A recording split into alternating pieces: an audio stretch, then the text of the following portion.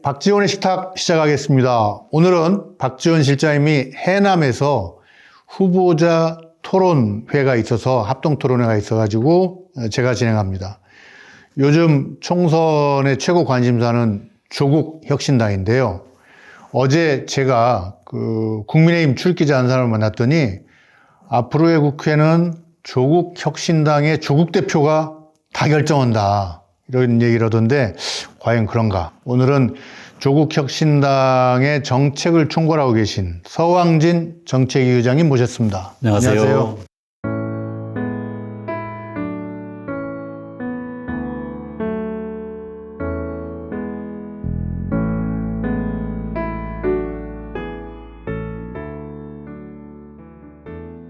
정책하면 되게 딱딱한데 사실 정책이 정치잖아요. 그렇죠. 오늘은 그래서 조국 혁신당 얘기 좀 원 없이 해보려고 하는데요. 선거 끝나면 조국 혁신당 맘대로 국회가 돌아가나요? 그게 무슨 얘기죠? 글쎄, 캐스팅 보트. 말씀하신 게 어떤 취지인지는 저도 뭐 직접 들은 게 아니라서 정확하게는 모르겠습니다만은 우리 국회에서도 그런 경험은 있었던 것 같은데 양당이 과반수를 점하지 못했을 때 좀 어느 정도 규모 있는 제3당이 일종의 말씀하신 캐스팅 보트 역할을 해서 상당히 중요한 역할을 한다. 뭐 이런 이제 경험들을 가지고 말씀하시는 것 같은데 저는 뭐 이번 총선 결과가 꼭 그렇게 될지 뭐 조금 판단은 저는 다르긴 합니다. 그 캐스팅 보트가 뭔가 사전을 한번 찾아봤어요. 그랬더니 의회에서 여야 동수가 나와서 찬반이 결정되지 않을 경우 사회자격인 의장도 표가 있죠. 의장이 가부를 결정하거나 혹은 두 정당의 세력이 비쌀 때 결과를 결정하는 제3당을 지칭하더라고요. 근데 실제 그런 경우가 올까요? 어떻게 현장 다녀보시면 어때요? 막 손 막 잡고 그래요? 제가 주로 저는 이제 호남 쪽을 좀 많이 간 편이긴 합니다만은 뭐 광주, 전남, 전북 포함해서 호남권은 매우 강렬한 지지와 관심이 높은 것은 아주 체감할 수는 있습니다. 다만 그것이 실제 투표 과정에서 어떤 결과로 나올지 또 저희들은 비례 후보만 냈기 때문에 뭐 아무리 많이 나온다 하더라도 의석 수에 있어서 또 근본적 제한이 있어서 말씀하신 과거 뭐 30석, 40석 이렇게 가지고서 3당을 했던 그 정당의 위력하고는 저는 뭐 차이는 상당히 있을 거라고 생각이 들고요. 그리고 저는 민주당이 최근의 판세를 보면 제가 뭐 그걸 보고 숫자까지 계산해내는 전문가는 아닙니다만은 바로 오늘자 뭐 분석까지 이제 나온 걸 보면은 경합 우세 지역이 국민의힘에 비해서 상당히 앞서가고 있어서 저는 뭐 단독 과반도 좀 할 수 있지 않을까 민주당이 저는 그렇게 봅니다. 일단 조국 혁신당 입장에서는 100점 맞는 거는 20명이 다 당선되는 경우인가요? 저희가 지금 저 예비 후보까지 하면은 25명 명단을 25명. 올려놓은 상태인데요.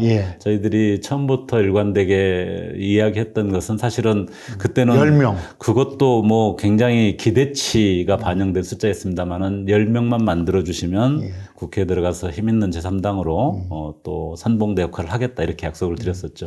근데 요새는 조국 대표님도 10명 플러스 알파로 약간 바뀌셨고, 근데 20명이 당선되려면 그 비례대표 후보 득표율에서 몇 프로를 받아야 되나요? 대략 뭐 한 2%당 1명 이렇게 쉽게 계산을 하는 것 같습니다. 그래서 40%가 넘어야 되는 것이기 때문에 그거는 뭐 너무 이제 높은 목표인 것 같고요.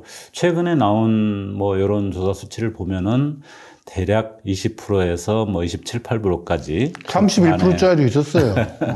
그 안에 머물러 있는 것 같습니다.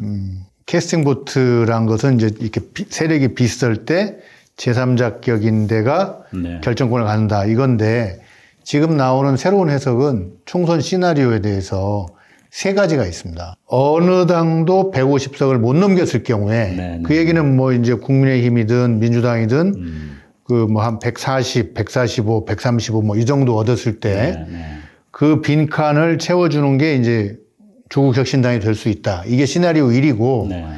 근데 이제 이거는 넘어선 것 같다 하니까 사람들이 요즘은 시나리오 2는 뭐냐면 180석. 그러니까 국회 선진화법의 적용을 받느냐 안 받느냐. 쉽게 이제 180석이 넘으면 이 다른 당의 반대에도 불구하고 강력하게 밀어붙일 수가 있잖아요. 패스트트랙. 예. 네. 그랬을 때 이제 민주당하고 조국혁신당의 합계가 180석을 넘어가면 또 이 국회를 좀 더 자유롭게 운영할 수 자기 본인들의 이제 정책대로 운영할 수 있다는 점에서 이제 시나리오 2가 두 당의 합계가 180이 넘느냐고 네.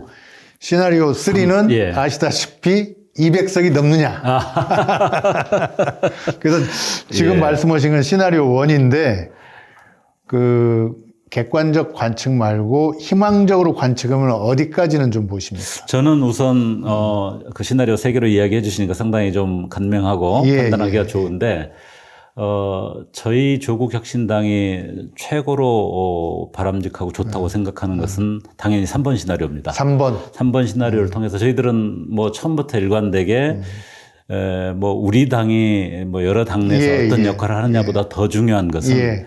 지금 윤석열 검찰 독재 정부 자체가 보여주고 있는 너무 심각한 퇴행이나 무능이 대한민국을 정말로 위기로 끌어가고 있기 때문에 예. 어떻게 하면 하루빨리 이것을 좀 중단시키고 정상국가로 그래서 대한민국이 정말 새로운 단계로 출발할 수 있는 계기를 만들 것이냐 그런 것이 가장 최우선이고 저희도 거기에 가장 잘 복무하는 것이 저희 과제라고 생각하기 때문에 3번 시나리오가 제일 바람직한데요. 이상적으로. 예. 다만 그것은 또 너무 큰 목표라서 예. 쉬운 일은 아니라고 본다면 그래도 2번 시나리오가 예. 상당히 저는 바람직하고 좋겠다. 그래서 우리 진보 개혁 세력의 본진인 민주당이 튼튼하게 자리를 잡아주고 그다음에 조국 혁신당이나 또 다른 또 진보적인 정당들이 3당, 4당으로 개혁적이고 진보적인 어떤 자기 색깔을 가지고 튼튼히 자리를 잡아서 연합 전선을 꾸려서 초기에 조국 대표가 이야기한 하객진을 잘 꾸려가지고 하객진을. 뭐 200석을 가진 힘은 아니지만 그냥 단독 민주당보다는 몇 개의 진보 그룹들이 연합전선을 펴서 지금의 윤석열 정부를 제대로 포위하고 정말로 지금 단계를 좀 빨리 바꿔낼 수 있다면 그게 최선이라고 보고요. 그것을 하는 데 있어서 조국혁신당도 그게 10석이든 12석이든 간에 그래도 튼튼하게 자기 역할을 할 수 있는 그 힘만 주시면 좋겠다. 불감청 위원정 고소원이다. 예, 예. 근데 180석이 되면 대통령이 거부권을 행사해도 다시 국회에서 튕겨낼 수 있는 건가요? 아닙니다. 그렇진 않죠. 거부권을 다시 이제 제역을 하려면 그거는 3분의 2가 돼야 되기 때문에. 그러니까 시나리오 3. 예, 그렇습니다. 180석이 되면 뭐가 좋죠, 그럼? 말씀하신 대로 좀 패스트트랙을 통해서 예. 뭐 물론 굉장히 정해진 룰이 복잡하고 어려워서 쉽지는 않습니다만은 숫자도 숫자지만 기존에 지난번 민주당도 180석을 가졌었잖아요. 그런데 단일 정당만으로는 또 잘 안 되는 부분이 있더라고요. 그게 이제 굉장히 중요한 그게 부분인데. 각 상임위에서. 맞습니다. 뭐 조정 소위나 이런 데서 꼭 한 정당이 크다 하더라도 그 정당이 아닌 다른 정당들이 참여해서 공동으로 발의도 하고 이게 진행을 해야지 잘 진행된다는 점에서 민주당도 튼튼하게 잘 자리 잡아야 되지만 또 다른 튼튼한 진보 개혁 정당들이 잘 자리 잡고 있을 때 같은 숫자라도 훨씬 더 효과적으로 대응을 해낼 수 있다. 이런 점들을 좀 강조하고 싶습니다. 그러니까 제가 받을 때는 쉽게 얘기하면 네. 이제 조국 혁신당과 민주당 합계가 180석이 넘으면 국민의힘이 지연 전술을 펼 수 없다. 맞습니다. 뭐 이렇게 네. 받아들여지고요. 훨씬 그게 효과적으로 생각할 수 예. 있다는 겁니다. 그다음에 이제 1대1로 있을 때는 이 TV 토론을 하든 뭐 국회에서 상임위에서 뭐 회의를 하든 잘 안 되는데 이 3자 토론인데 말하자면 민주당과 조국혁신당이 이렇게 비슷한 입장으로 몰아붙이면 좀 더 많은 것들이 진전이 있을 수 있다. 그러니까 우리가 뭐 사실은 멀리 갈 것도 없이 예. 지난 21대에서도 예. 20대죠. 20대. 20대. 20대에서 민주당과 당시의 정의당 이 협업해서 정치개혁 입법도 합의해내고 뭐 사법개혁도 합의해낸 경험을 우리가 가지고 있습니다. 그거는 민주당이 그때는 뭐 180석도 아니었지만 민주당과 정의당이 협업을 해서 그거는 한편으로는 숫자의 문제도 있지만 국민 여론을 설득하고 명분을 만들어 나가는 데 있어서 굉장히 중요하다고 생각이 들거든요. 근데 그게 참 21대 국회 와서는 서로 간에 굉장한 감정과 어떤 골이 풀면서 오히려 잘 안 됐죠. 그러니까 의석의 차이는 좀 있다 하더라도 둘이 한 목소리를 내면 그렇습니다. 훨씬 더 많은 일을 할 수 있다. 180석의 경우에 네. 200석이 넘으면 조국 대표가 처음에 그 정치하겠다고 하면서 얘기한 것처럼 이 개헌도 할 수 있고 뭔가 이 3년은 너무 긴 거를 단축할 수도 있고 네. 그렇단 말씀이십니다. 최근에 그 관련해서 조국 대표는 200석이 이제 워낙 사실은 좀 쉽지 않은 목표이기 때문에 꼭 그렇게 숫자로 개헌까지 가지 않더라도 조국 혁신당을 포함해서 민주당이 제대로 승리만 하면 현 윤석열 정부는 레임덕이 아니라 네드덕 상태가 될 거고 그 상황 자체를 뭐 빠르게 좀 바꿔나갈 수 있을 거다 이런 기대감들을 표하고 있습니다. 제가 조국 대표 이거 좀 사담입니다만 네. 그 레임덕이 아니라 데드덕이다. 그러니까 죽은 오리가 될 수 있다. 뭐 이런 얘기하는 거 보면 네. 진짜 싸움꾼 같아요. 뭐 제가 보기에는 전투 의지가 충만한 거는 분명한 것 같습니다. 예. 거기서 이제 서광진 의장님이 결국 정책 사안에 있어서 이제 상당히 주도적 역할을 지금도 뭐 그 회견 같은 거 보면 다 주도하시던데 그 황운하 의원은 이렇게 오프닝만 하고 나가시고 물론 그분이 일을 않는 건 아니고 지금 또 얼마 전에 김민석 그 민주당 네. 상황실장 예. 겸 정치 프로잖아요. 그 양반. 네, 그렇죠. 그 양반이 예. 교섭단체의 구성 요건을 15석 정도로 낮출 수도 있다라고 했는데 그건 어떤 의미가 있는 거죠? 우선 발표 배경 자체는 민주당의 그 이번 총선을 맞이해서 정치개혁 공약을 발표하면서 말씀을 하신 거고요. 아, 정치개혁 공약. 예, 제가 본 자료로는 뭐 15라는 숫자는 정확하게 확인되지는 않습니다. 그거를 뭐 그동안 교섭단체 완화라고 하는 것은 정치개혁 과제 중에 중요 과제로서 많이 논의가 됐던 바이기 때문에 저는 지난번 대선 때 당시 이재명 민주당 후보가 선거 막바지에 정치개혁 구상을 발표했던 것, 그다음에 이번에 김민석 상황실장이 정치개혁안을 발표하신 것, 또 그 중간에 소위 선거법 관련해서 이재명 대표께서 병립형 회기가 아니라 연동형을 선택해서 함께 승리하는 길을 만들겠다고 한 거, 이게 다 하나의 어떤 흐름이 맥락이 통한다고 생각합니다. 그러니까 그 지난번 대선 때부터 이재명 대표도 그 국회 교섭단체 구성 요건을 낮추겠다고 했나요? 교섭단체 구성 부분까지를 구체적으로 이야기하지는 않았지만 다양한 정당들이 국회에 참여해서 제 역할을 할 수 있는 길을 열어서 연합 정치가 충실하게 반영될 수 있도록 하고 국민들의 지지가 그대로 반영될 수 있도록 하겠다라고 하는 것은 거대 양당 둘의 정치만이 아니라 다른 정당들이 함께 참여해서 역할을 제 역할을 할 수 있는 길을 열겠다. 그것이 우리 정치개혁의 굉장히 핵심이다라고 하는 부분은 입장은 분명하신 것 같아요. 저는 뭐 굉장히 큰 정치의 방향들을 얘기하셨다고 봐요. 근데 또 일각에서는 조 대표님도 얘기하셨나요? 뭐 20명 기준으로 간다면 뭐 그 이하로 내려가기를 바라지만 간다면 뭐 용해인당, 진보당 합쳐서 20명을 맞추는 방안도 있다. 그 얘기를 한번 하셨죠. 그 조 대표가 구체적으로 뭐 어디까지를 다 포함해서 한다라는 구체적인 상까지는 아니지만 저희 외에도 당연히 진보적이고 개혁적인 그 그룹들하고 정치 연합을 해야 된다는 건 분명하고 그게 교섭단체를 구성하는 방향으로 어떤 그 하나의 어떤 해법이라고 생각하는 것은 분명한데요. 뭐 저는 더 좋기로는 교섭단체 구성을 좀 완화해서 우리뿐만 아니라 다양한 그런 그룹들이 좀 더 다양하게 참여할 수 있는 길이 열리는 게 좋다고 봅니다. 근데 교섭단체라는 게 도대체 뭐죠? 왜 이걸 자꾸 이거를 집을 지어야 된다고 얘기하는 거죠? 이게 교섭단체라고 하는 게 사실은 저도 뭐 경험은 없습니다만 국회 안에서 어떤 정당 내지는 정치 집단이 소위 국회라고 하는 이 장에서 제 역할을 하는 데 있어서는 매우 필수적인 이 일종의 인프라인 것 같습니다. 우선 당장 국고보조금이 제공되는 것 자체가 교섭단체냐 아니냐에 따라서 상당히 천양지차. 돈도. 그렇습니다. 우선 국회 의사 안에서의 뭐 어떤 결정뿐만이 아니라. 그렇습니다. 우선 국고보조금이 그 나눠지는 원칙이 물론 뭐 단일 정당의 교섭단체일 때하고 또 연합일 때하고 좀 차이는 있긴 합니다만은 우선 전체 50% 중에 교섭단체한테 평균 배분을 일단 1차적으로 해주니까. 역시 머니가 머니인 거죠. 그렇습니다.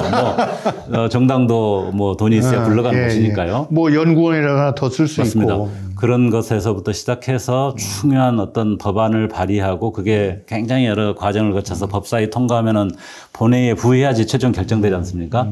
이 본회의 부의하는 과정에서는 교섭단체 대표들이 합의하지 않으면 부의를 할 수가 없습니다. 그러니까 그런 정도로 상당히 강력한 자기 영향력을 가지고 있는 거고 또 보통 그래도 한 정당이 국정을 논하려면 국내외 핵심 정보나 이런 것들도 알고 있어야 되잖아요.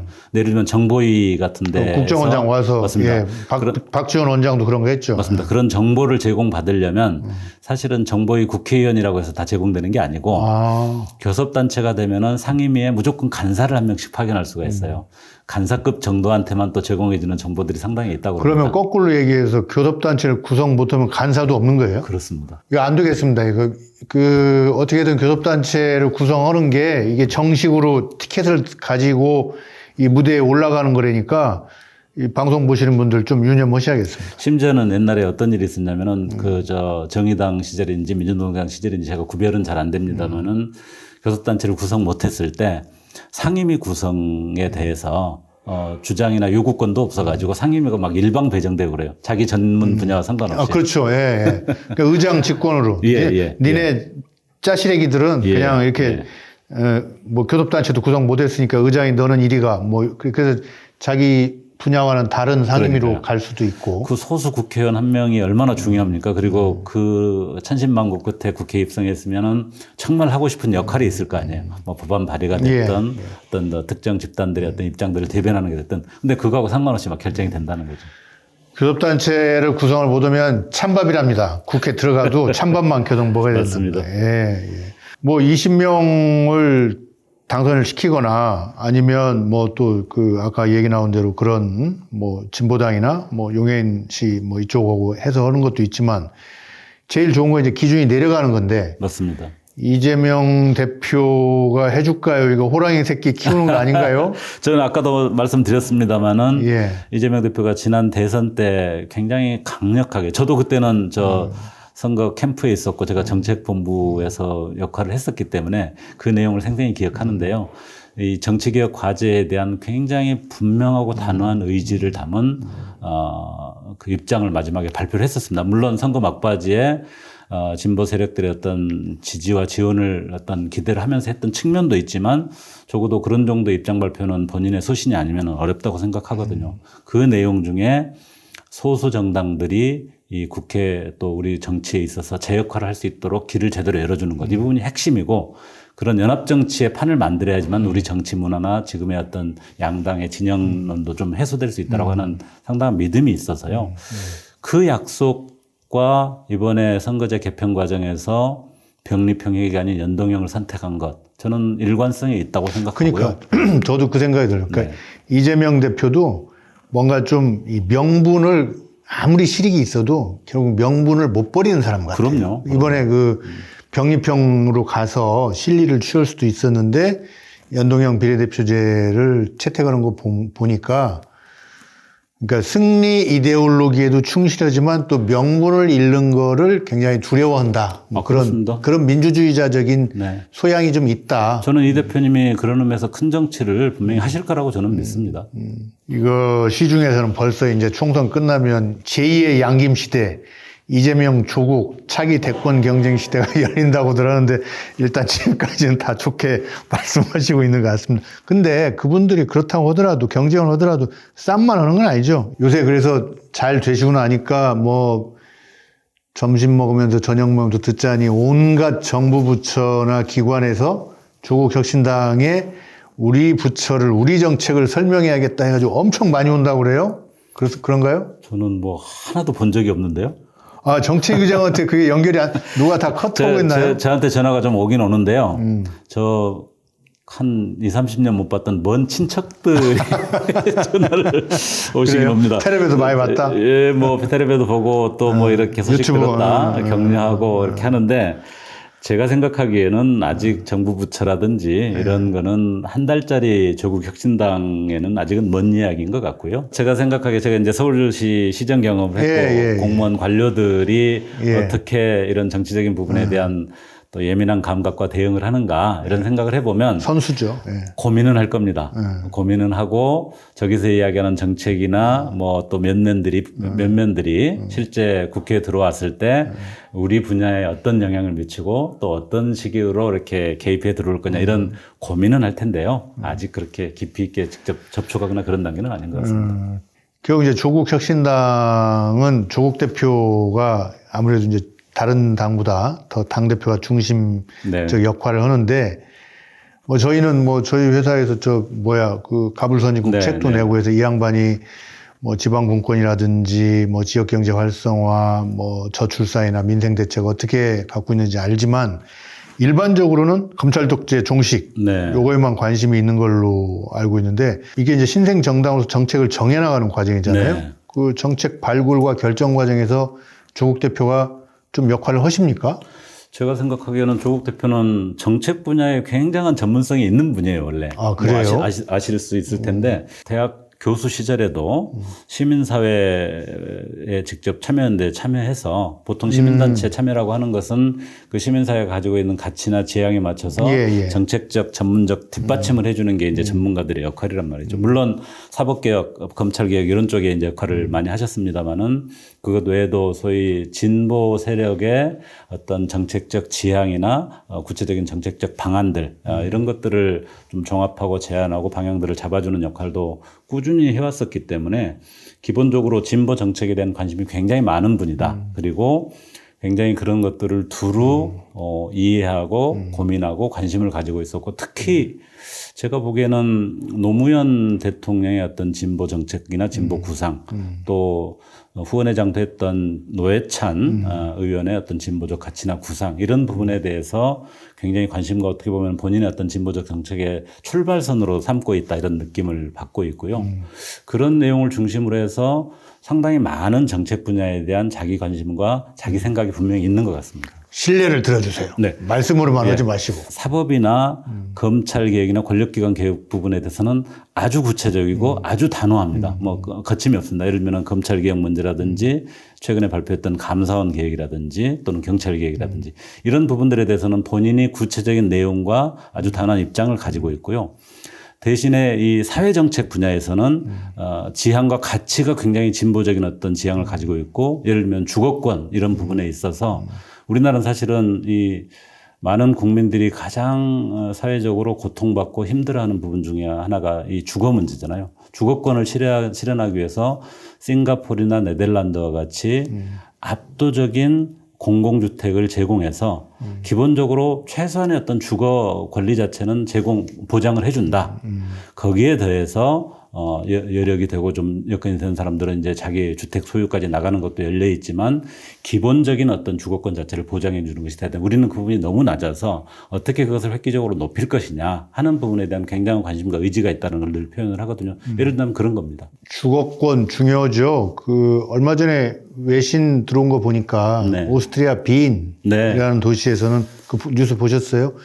주택의 50%가 공공주택. 빈도 아주 유명합니다. 예. 그리고 거기는 빈집에 들어가 사람들이 그냥 집 없는 사람들이 들어가 살아도 뭐 약간의 권리, 그러니까 우리 옛날에 왜 가난하던 시절에 네.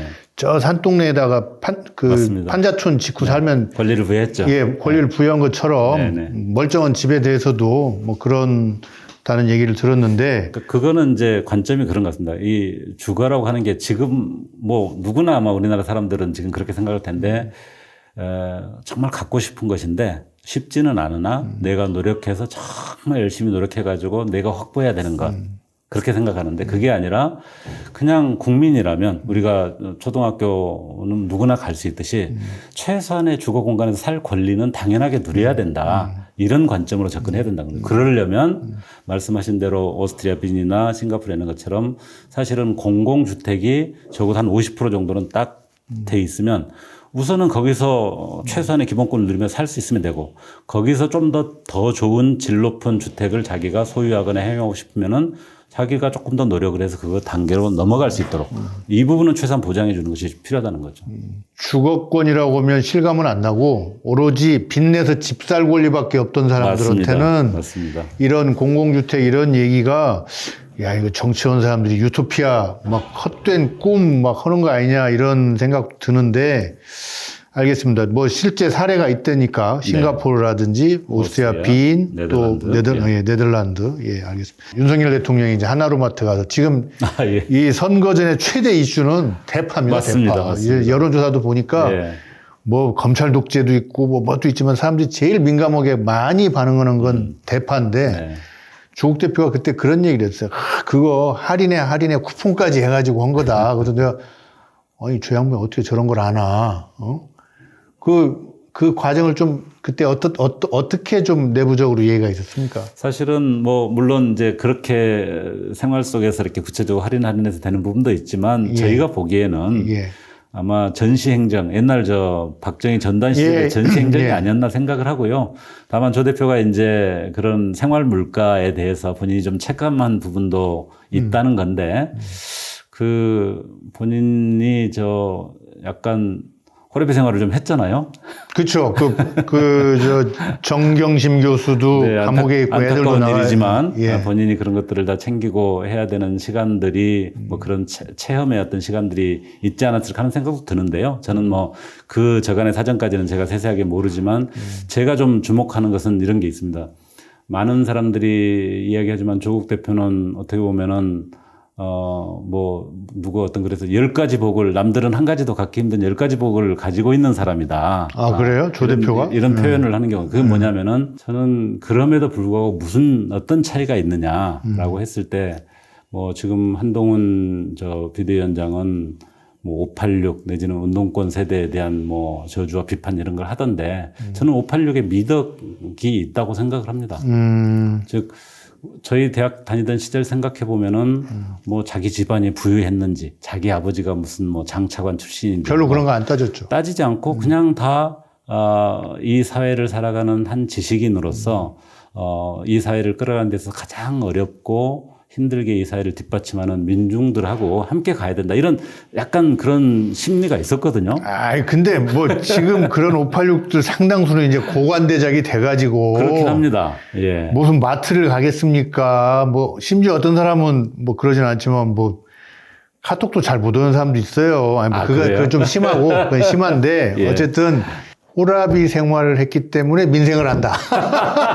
그건 뭐 어떻게 보면 좀 너무 아픈 이야기이긴 합니다만은 뭐 그리고 또 조국 대표가 뭐 그런 일이 있기 전에도 집안에서 뭐 그런 일 역할들을 최근에 혹시 그 사진 보셨는지 모르겠는데 굉장히 저 인구에 회자된 사진 중에 하나가 어떻게 보면 그것도 좀 과잉일 수도 있겠습니다만은 아주 젊은 시절에 젊은 교수 시절에 이렇게 설거지하는 사진이 하나 있던데. 아, 그래요? 굉장히 인기를 끌었어요.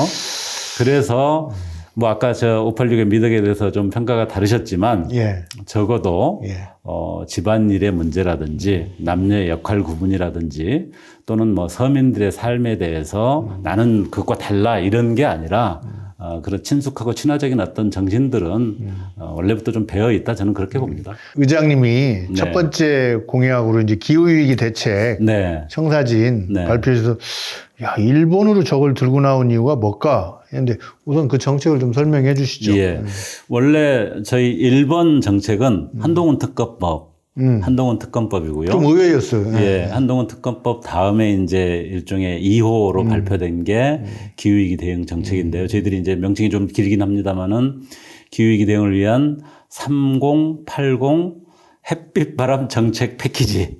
3080은 30대에서 80대까지입니까? 아닙니다. 2030년까지는 재생에너지를 30%. 그다음에 2050년까지는 80%까지 올리겠다 그런데 이게 2050년까지 이게 조금 일반적으로 쉽지는 않은데 이 기후 문제에 대해서 관심을 가지고 아주 애타게 목말라하는 꽤 많은 분들한테는 2030년과 2050년이 굉장히 중요한 그 시점이라는 걸 잘 알고 있습니다. 2030년까지 우리가 국제사회에 약속한 감축 목표를 40% 감축 목표를 달성을 해야 되고 2050년까지는 소위 말하는 플러스 마이너스 제로 탄소 중립을 실현해야 되거든요. 그래서 그 두 연도에 그거를 실현하기 위해서 가장 중요한 재생에너지를 이 정도까지 하겠다라고 하는 것이 이제 핵심이었고요. 그 저희 정책의 좀 차별성은 뭐냐면 뭐 그런 거는 다 누구나 어떻게 보면 그렇죠. 뭐 다 안 한다는 데 없죠. 숫자의 차이는 조금 있습니다만은 그런 방향이 있는데 제가 이제 그 분야를 좀 전문가시잖아요. 전공을 하고 있기 때문에 제 의지도 많이 들어간 셈인데 전세금 가지고 유학 가시죠. 예, 제 의지가 많이 들어간 셈인데 이 정책이라고 하는 게 실제 실행이 되려면 특히 기후 문제처럼 굉장히 복합적이고 경제 정책에서부터 산업 정책, 뭐 라이프 스타일 이런 것들을 총망라해서 변화를 시키려면 국가가 압도적인 집중력을 가지고 드라이브를 걸어야 돼요. 그렇죠. 없던 걸 만들어야 되니까. 이것저것 그냥 하나하나씩 나열해서 되는 게 아니라 국가가 옛날 우리 박정희 때 생각해보면 경제개발 5개년 계획 하잖아요.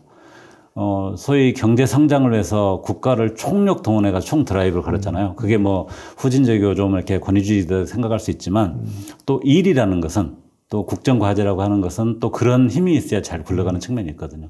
그래서 기후 문제도 그런 정도로 집중력과 국정 드라이브가 필요하다. 그래서 정책 패키지를 만들어서 이거를 하기 위해서 적어도 이 정도 정책을 한꺼번에 해서 국가가 총력을 기울여서 밀고 나가야 된다라고 하는 그런 제안을 했던 거고요. 그 안에 이제 뭐 예를 들면은 풍력 태양광을 좀 늘리기 위한 특별법도 있고 그 다음에 무슨 인허가 문제나 뭐 여러 가지 규제를 아주 강력하게 완화해주고 입지를 적극적으로 제공해주는 수단들 그리고 그런 것들이 지금 보면은 현재 우리나라 기후 정책은 어디가 총괄할 것 같으세요?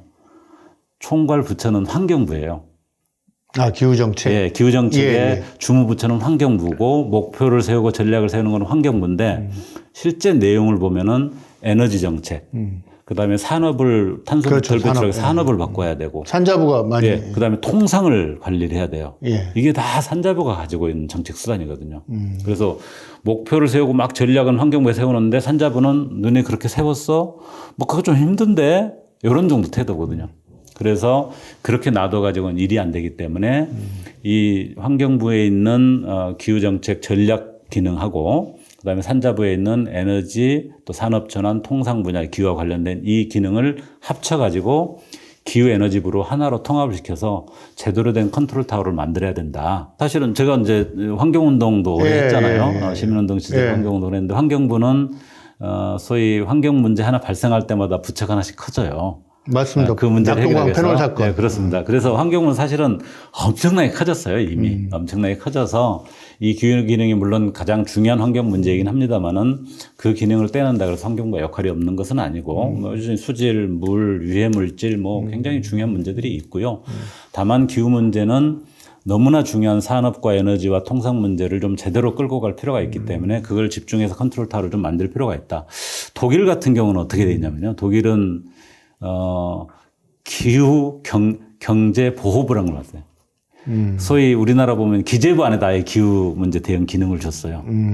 그럴 정도로 국가 정책에 있어서 굉장히 어떤 중심축에다 놓고 끌고 가야만 문제가 해결될 수 있다. 이런 게 추세인 것 같습니다. 근데 좀 뜻밖이었어요. 이를테면 뭐 빵을 만든다거나 반도체 이렇게 좀 요란하고 생생나는 걸 할 줄 알았더니 기후 환경을 들고 나와서 그거는 서 의장님이 힘이 있어서 그런 거예요? 아니면 구성원들이 다 거기에 의견 일치가 돼서 그런 겁니까? 두 가지 생각을 했던 것 같아요. 하나는 우선 기후 환경 문제가 미래 세대들, 청소년을 포함해서 또 2030 세대들이 가장 민감하고 가장 중요하게 생각하는 분야입니다. 근데 이제 최근에는 그쵸. 뭐 2030 세대들의 관심과 지지가 굉장히 꽤 올라오긴 했습니다만은 초기에는 상당히 냉랭했거든요. 조국 혁신당에 대해서.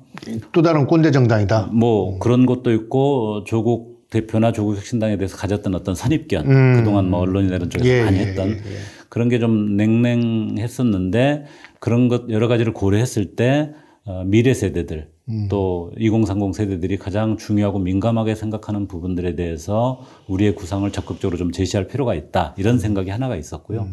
그다음에 경제 산업 부분에 있어서도 이게 어떤 문제 못지않게 중요한 부분이다. 예를 들면 반도체 말씀을 하셨는데 반도체는 물론 치열한 기술 경쟁이 중요하기도 합니다만은 이 반도체가 제대로 국제 경쟁에서 살아남으려면 하나는 아리백 우리가 많이 이야기하는 그러니까 아리백 그 얘기 좀 하려고 그래서 뒷받침이 돼야 되고 좀 더 나아가서 이 미국의 인플레이션 감축법처럼 이 녹색 산업이나 새로운 어떤 이 공급망 질서를 잘 지키기 위해서 적극적인 어떤 산업 지원을 해주는 거 이 두 가지가 결합이 돼야 되기 때문에 저는 뭐 에너지 분야도 거기하고 떨어져 있는 문제가 아니다 이렇게 생각을 합니다. 명 정치기 의장이 되실 것 같아요. 아니 왜 기후 환경이냐고 했더니 그걸 설명하면서 이게 미래 세대 정책이다. 너무 중요한 문제라고 생각합니다. 제가 저는 뭐 정책하다 보니까 많이 알려지지 않아서 비례 후보 순번에서는 지금 좀 아니 SNS도 그러셔야지 밀렸는데 그래도 저를 지지해 준 분들이 있잖아요. 그런 분들 중에 저한테 소식 보내온 분들 중에 꽤 많은 분들이 나 할머니인데 우리 눈에 넣어도 안 아까울 우리 손주들의 미래가 사라질 것 같은 두려움 때문에 이 문제만은 꼭 해결해 달라고 그래서 그러면서 기후 환경을 얘기해요? 그러면서 저를 지지해 주겠다고 연락 오신 분들이 꽤 많았다니까요. 대한민국 미래 있네요. 있다고 저는 할머니들도 생각합니다. 그렇게까지 그럼요. 생각할 줄 안다는 거는. 그럼요. 야, 근데 저희도 유튜브 하면서 이번 총선 시즌 유튜브 하면서 놀라는 게 뭐 그 댓글들 보면 뭐 세계 각지에서 와요. 막 맞습니다. 교민들이며 이런 맞습니다. 또 뭐 어디 뭐 대구에서 70대입니다 뭐 하는 건데 진짜 생각들이 굉장히 뛰어나세요. 아, 보통이 아니죠. 이런 나라를 우리 윤석열 대통령 과 특수부 검사들이 그 이문열의 소설에 나오는 엄석대와 그 완장부대처럼 와가지고 우리 지금 굉장히 일도 열심히 하고 문화생활도 하고 재밌게 살고 있는데 갑자기 막 와서 교실에 이를테면 우리가 학생이란 말이야. 교실에 딱 깡패같이 생긴 놈들 몇 명이 와가지고 완장 적어서. 눈 감어 손 들어 무릎 꿇어 뭐 이러고 이런 그런 것들이 이제 심판 심리겠죠. 네, 저는 글쎄 이제 총선이 지나고 뭐 여러 가지 평가가 있을 거라고 생각하는데 조국 혁신당이 가장 귀한 바가 무엇일까 이렇게 생각을 만약에 제가 제3자로서 평가를 한다면 그런 열정과 나라에 대한 어떤 정말 간절한 마음 또 뭐 우리 대한민국이 조금 더 한 단계 발전했으면 하는 간절한 마음을 갖고 있던 많은 사람들이 실망 속에서 계속 자기 마음을 감추고 또 멀어져 갔던 그 사람들이 다시 정치에 대한민국의 어떤 현안에 관심을 가지고 목소리를 내고 참여하기 시작했다는 거. 그 흐름을 다시 좀 불러일으켰다는 걸로 저는 생각을 해요. 의장님 너무 점잖게. 그러니까 조국 대표가 나서서 횃불 들고 아니 우리 헐말 하고 삽시다 하고 봉기를 주도한 거예요. 역시 기자 출신의 이 감각은 좀 저하고 확실히 다르십니다. 그래가지고 사람들이 처음엔 쫄아 있다가 맞습니다. 조국 하는 거 보고 우리가 하면 되잖아. 요새 그래서 굉장히 막 말이 많이 나오고 있죠. 맞습니다. 사람들이 활발하게 얘기하고. 마음속에 정말 꼭 늘어났던 것을 표현할 수 있게 해준 거. 예. 우리 다시 정책 얘기로 돌아가야 돼. 그 알리백 얘기 나왔는데 그게 왜 이렇게 지금 보면 잘 안 되는 것 같아요? 왜 그렇죠? 지금 저는 아주 심각한 상황이라고 생각하는데 어떤 건가요? 아리백이라고 하는 것은 간단하게 말씀드리면 사실 민간 캠페인이에요. 해외에 있는 민간 단체가 한 캠페인이고 어떤 제품을 생산하는데 기업이 제품을 생산하는데 그 제품에 생산에 들어가는 전력의 100%를 태양광이나 풍력 같은 재생에너지로만 사용해야 된다. 이게 이제 아리백인데 사실은 꽤 까다로운 이야기잖아요. 근데 놀랍게도 애플이라든지 뭐 BMW라든지 세계 유수의 글로벌 대기업들이 그거를 다 수용을 했고 소비자들한테 약속을 했습니다. 기업이 소비자한테 약속한다는 것은 어떻게 보면 한 나라에서 헌법적 가치와 비견될 만큼 중요한 거잖아요. 그러다 보니까 애플이 아이폰을 만들 때 뭐 애플은 사실은 애플 본사에서 하는 것은 크지 않잖아요. 거기에 들어가는 반도체, 뭐 다양한 소재, 뭐 케이스 이런 것들을 다 만들 텐데 그 만드는 기업들은 한국에도 있고 중국에도 있고 베트남에도 있을 거란 말이죠. 그 기업들한테도 다 그 조건을 요구하는 겁니다. 그러다 보니까 그 글로벌 대기업들과 연관된 이 공급 망체계 안에 있는 모든 기업들이 그 기준을 준수해야 돼서 적어도 지금 뭐 국가 경제는 세계 경제는 다 연결돼 있잖아요.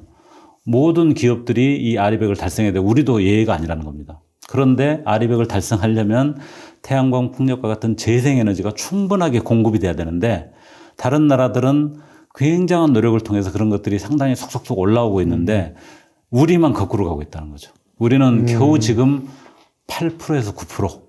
그 양반이 TV 토론할 때 아리백이 뭔지 몰랐잖아요. 그거 질문 안 할 건데 그랬어요. 제가 한번 말씀드린 것 같은데 예. 제가 지난번 대선 때 정책 공부했으면서 자, 이번 TV 토론에서 이게 정말 중요한 문제인데 이 윤 후보가 알고 있는지 한번 확인해 보자. 전략을 짜가지고 질문을 했어요. 아, 예, 예. 근데 이제 본인은 창피당했다고 생각하는 것 같아요. 몰랐잖아요, 그때. 그래서 오히려 그냥 나중에 이제는 알 거 아닙니까? 알만한데 정책 자체를 안 하는 게 문제인 것 같아요. 근데 문제는 한동훈 비대위원장조차도 그게 뭐 중요한 거라고 모르면 어떠냐 이렇게 이야기하는 것이죠. 검사한테 중요한 거는,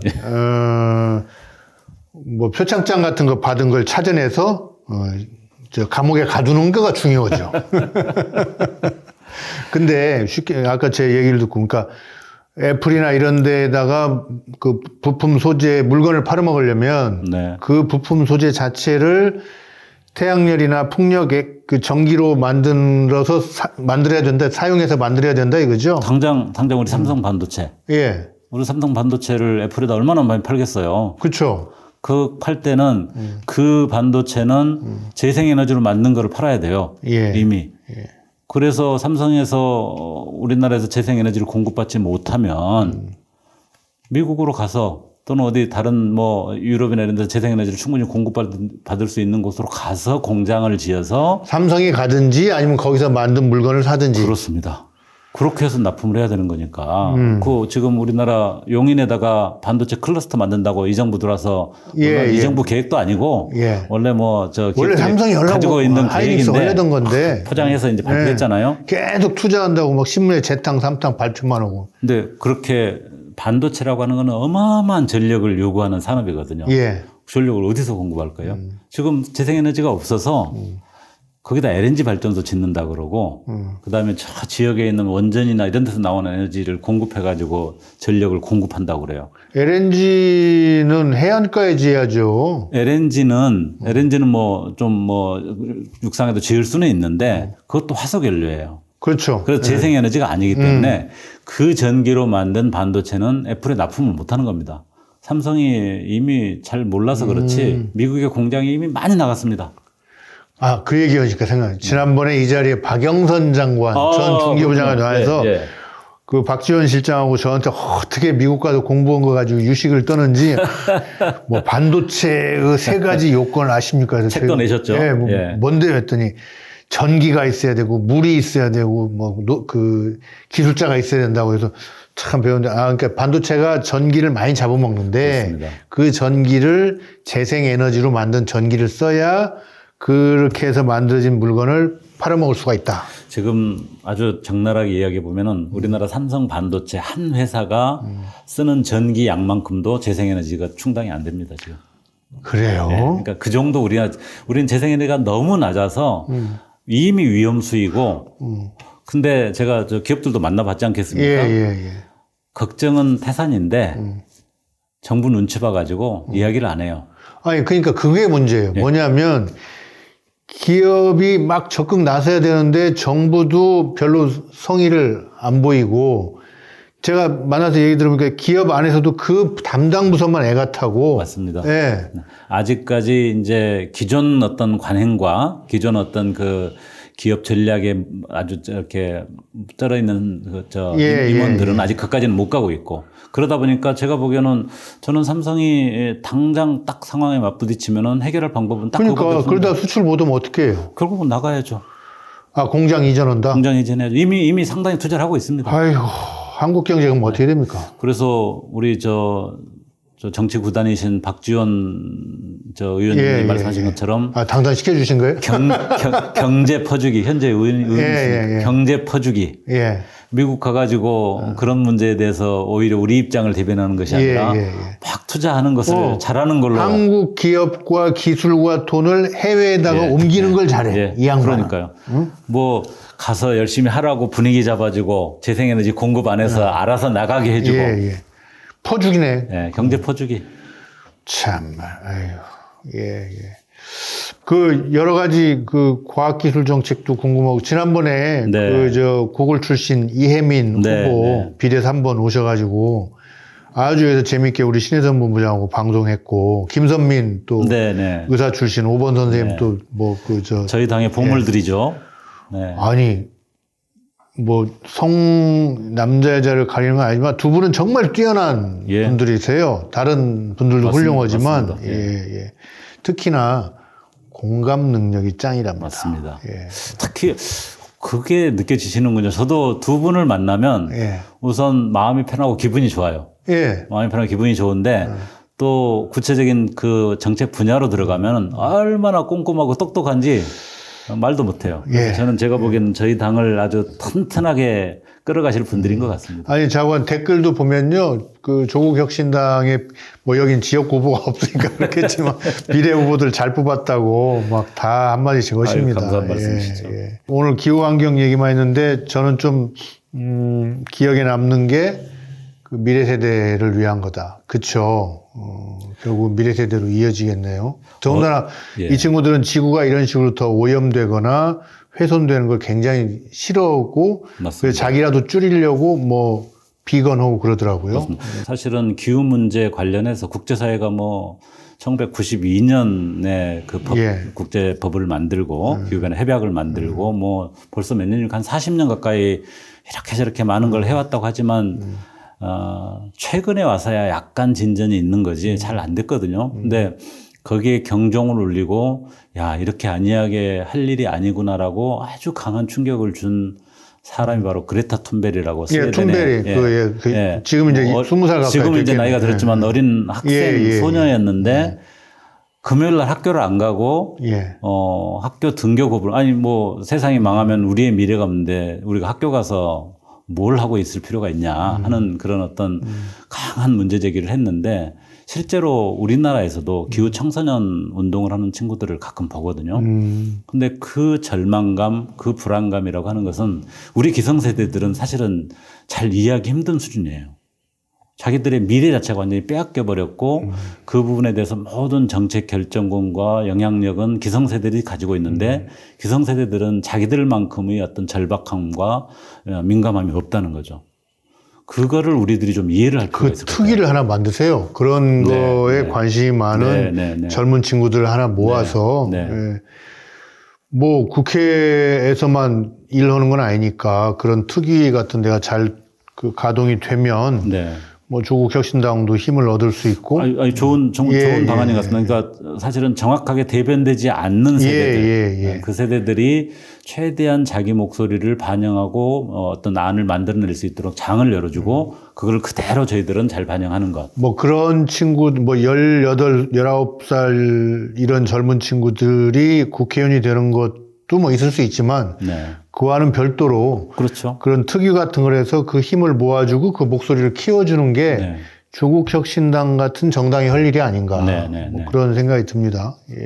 옛날 저 서울시에서는 일종의 청년의회 이런 걸 만들어서 서울시의회가 정식으로 법적으로는 다 권한과 이게 있지만 청년들도 마찬가지로 그런 의회 비슷하게 만들어서 본인들이 논의하고 정책을 만들면 최대한 소리가 그것을 받아서 이행하도록 노력하는 것.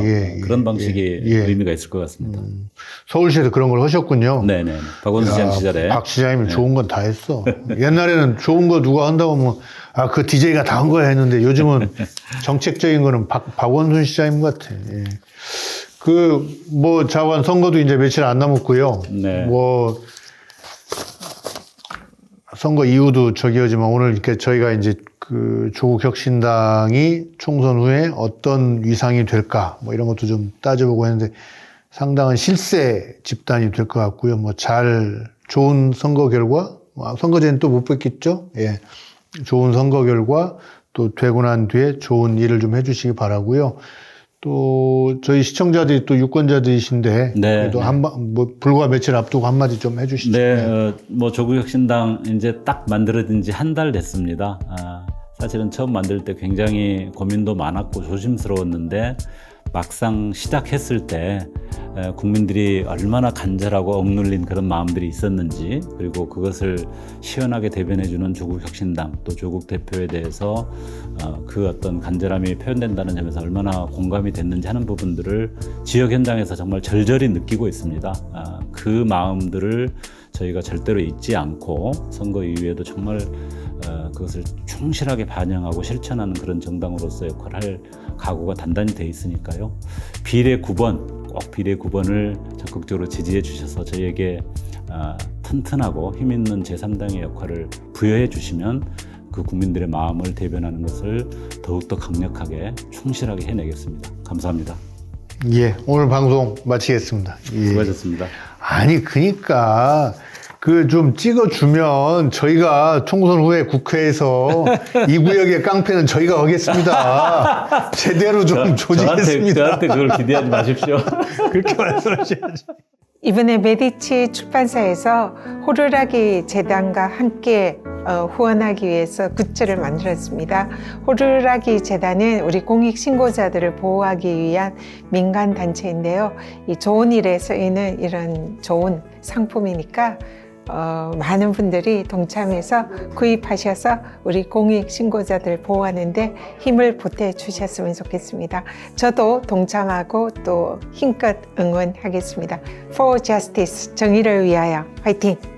For Democracy, 민주주의를 위하여 저도 동참하겠습니다. 만약 지금 DJ라면 박지원에게 말씀하십니다. 윤석열 정부의 민주주의, 서민경제, 남북관계 얘기는 똑같다. 그렇기 때문에 야당은, 민주당은 단결해서 정권교체의 승리의 길로 가는 것이 가장 필요하다. 민주주의를 살려야 경제도, 정의도, 남북관계도 성공할 수 있기 때문에 민주주의를 살립시다. 민주주의를 위해서 For Democracy!